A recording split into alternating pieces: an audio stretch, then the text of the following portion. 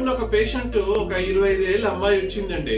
పాపం చూడడానికి చాలా బాగుంది అమ్మాయి, కానీ మ్యారేజ్ ఇంకా కాలేదు. సాఫ్ట్వేర్ జాబ్ చేస్తుంది అమ్మాయి.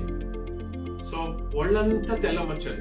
ఎలా ఉందంటే అమ్మాయి ఎవరైనా శాపం పెడితే ఒక దేవత ఎలా శాపవశాత్తు ఎలాగ తెల్లమచ్చలు వస్తే అయిపోతుంది, ఆ అమ్మాయి ఎలా ఉందండి. సో అమ్మాయికి వంశంలో ఎవరికి లేదు, అమ్మాయికి షుగరు బీపీ లేదు.